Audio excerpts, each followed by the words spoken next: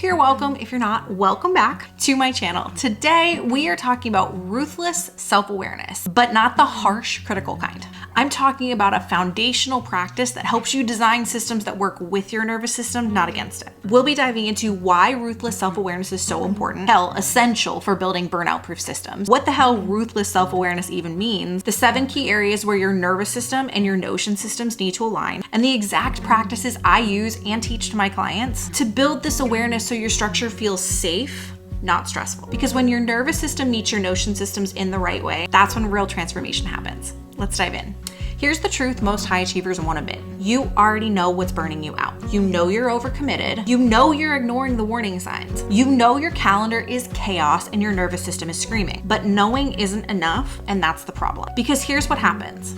You push through anyway. You tell yourself just one more project. Just get through this week. I'll rest after this launch. You override every signal in your body that your body is literally screaming at you about because you are convinced, the world has convinced you that awareness is weakness and action equals productivity. So you keep going until you can. And I'm sure that sounds familiar. And that's perhaps the real issue of this whole thing, that high achievers mistake awareness for action. You're aware you're stressed. You're aware you need boundaries. You're aware your work-life balance is non-existent. But when we mistake awareness for action, what ends up happening is you end up watching yourself burn out in real time, feeling powerless to stop it. And worse, you beat yourself up for it. You turn self-awareness into self-criticism. I should know better. I should be able to handle this. Why can't I just figure this out? And this is where ruthless self-awareness comes in, because it's not what you think it is. Ruthless self-awareness is not about being harder on yourself. It's not about judging every mistake or analyzing yourself into paralysis. It's about getting brutally honest with yourself about your patterns, your limits, your triggers, your energy, all of it, so that you can actually do something about it before burnout breaks you down. Because here's what no one talks about. You cannot overcome burnout. You cannot manage burnout. You cannot prevent burnout.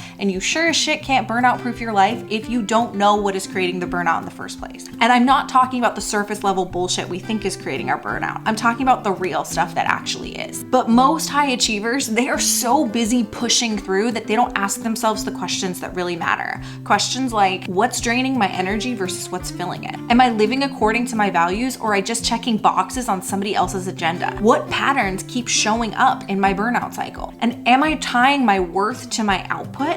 And if I am, what happens when I can't perform? So if you're tired of being aware that you're burned out but not knowing how to fix it, if you're done with surface level productivity hacks that don't address the real problem, if you're ready to build a foundation that actually prevents burnout instead of just managing it, this is for you. So here's the solution. I'm gonna walk you through today 7 pillars of building ruthless self-awareness. There's 7 areas where your nervous system and your notion systems need to be in complete alignment if you wanna prevent burnout and not just manage it. This framework colors a lot of what I do inside of my course System Skool and my program for entrepreneurs burnout-proof business. And it's what I personally use to burnout-proof my life while running a business, working another job, and actually was really freaking important when I was doing all of that, creating content, trying to have a life, and managing a 20-person team back in the day. Fortunately, we're not in that era anymore. And I think this is the best part. This is not one of those shifts that you need to make that it requires you to overhaul your entire life to implement it. You don't need a total reset or a month-long sabbatical, which, let's be honest, isn't practical for most of us to take anyway. You just need to get brutally honest with yourself in these 7 areas and then build systems that actually support you instead of draining you. So here's what we're gonna dive into. Values, clarity, and alignment, making sure your daily actions actually align with what matters to you.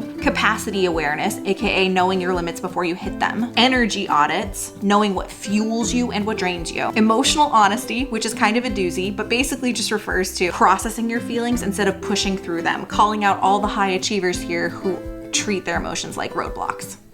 I'm one of them. We're also going to be diving into pattern recognition, spotting your burnout cycle before it takes you down, essentially. Identity versus output. In a nutshell, learning to separate your worth from your work. And shame versus guilt awareness, which is a big one because basically it refers to understanding the difference between shame and guilt and how it might be driving your burnout. Each of these pillars comes with very specific practices that you can start today. No fancy tools required, just ruthless honesty and a commitment to, frankly, just doing something different. Because here's what I know. When your nervous system and your Notion systems are in alignment, when your self-awareness actually translates into action, that is when real transformation happens. And it's the missing ingredient for most people when it comes to burnout prevention. This is when you stop burning out and start actually building a business and a life that work for you, not against you. So let's break this down. Firstly, starting with one of my favorite pillars, all about values and alignment. Here's the deal with this one. So many high achievers are so busy checking boxes that they don't ask themselves if the boxes they're checking are actually ones they wanted to check. Values clarity is about getting brutally honest with yourself in regard to this. Are your daily actions actually aligned with the things that are most important to you, or are you running somebody else's race? I'm talking about the client who says that their family is one of their top values, and yet they're working 70-hour weeks,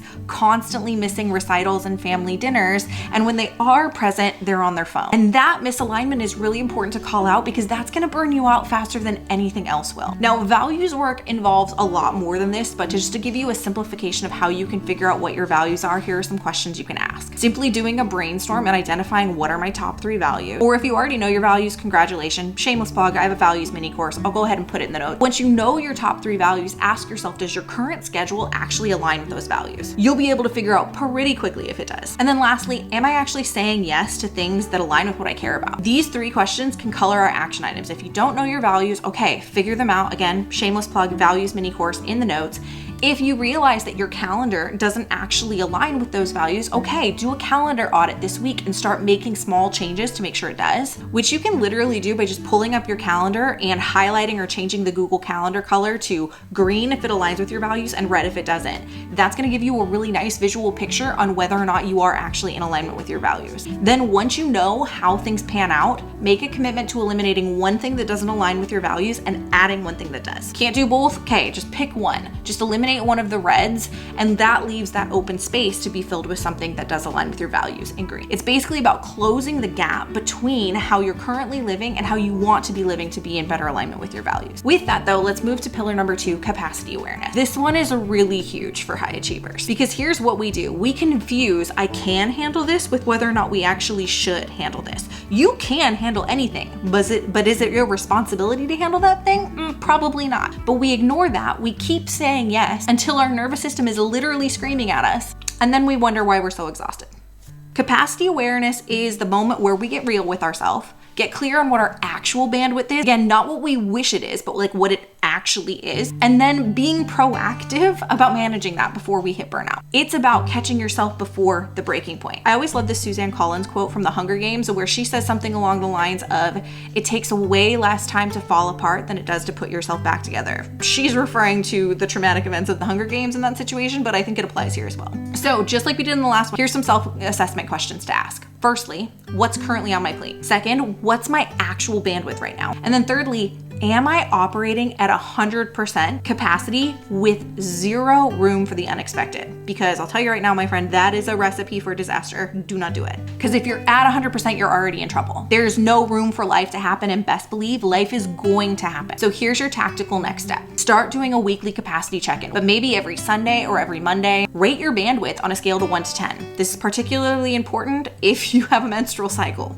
And if you're finding you're consistently above an 8, something needs to come off your plate.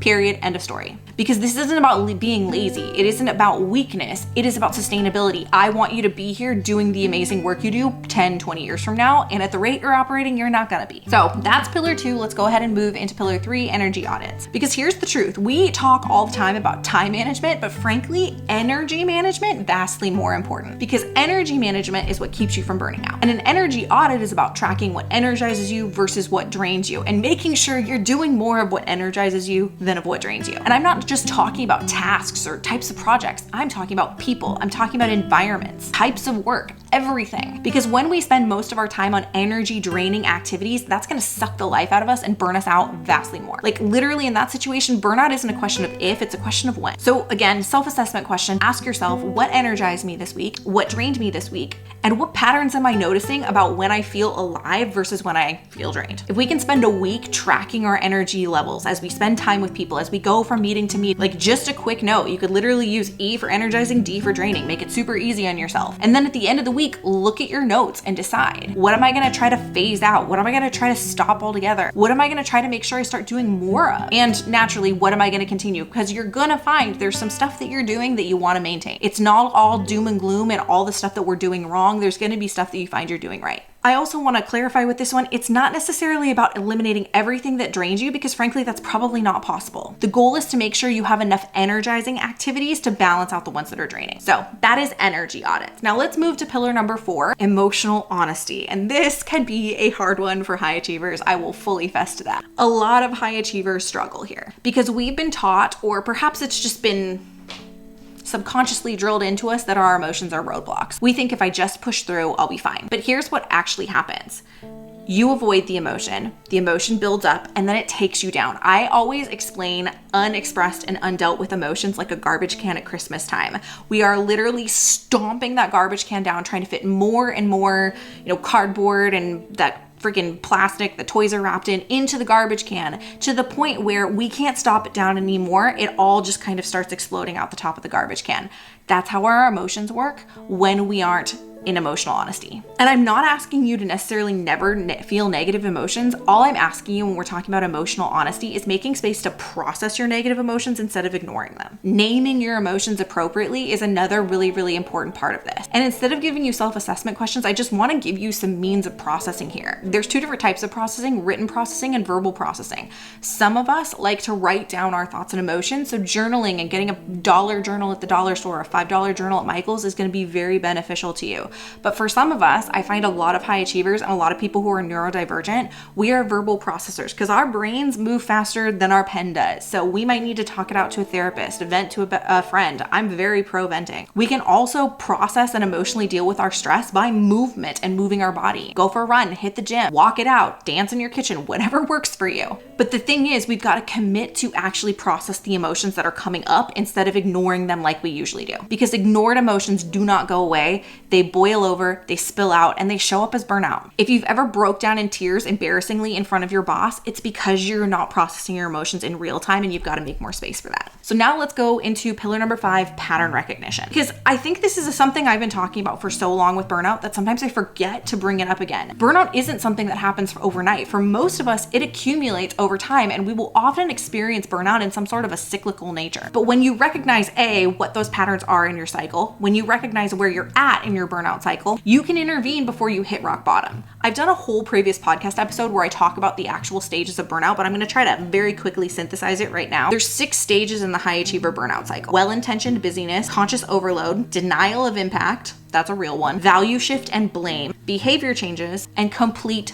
burnout. Most people don't realize they are in burnout until they hit that last stage, and that is because they do not have ruthless self-awareness. But if you catch yourself early in stage 2 or stage 3, you can course correct and rebound much more quickly than if you'd progressed all the way to stage 6. So in this step, really what I want you to encourage yourself to do is think back to the previous times when you have been in burnout and ask yourself, what are some of the patterns you notice? What are some of the behaviors you might engage in? Are you somebody that gets sick when you start to feel burned out? Do you start snapping at loved ones? There's all sorts of signs and symptoms of the different ways burnout shows up, what I call the burnout types. And when we start to recognize and capture the warning signs for us, maybe irritability, insomnia, withdrawing from people, social isolation is a big sign of emotional burnout. Whatever those things are, we can create a sort of game plan for how to deal. Like, ask yourself, when you start to notice these things, what's one thing you can do to try to break that burnout cycle? Maybe it's taking a day off. Maybe it's saying no to something. Maybe it's asking for help. I know, foreign concept for some of us as high achievers. Make a game plan now so that you have that plan in place when you need it. And that brings us to pillar number 6, identity versus output. This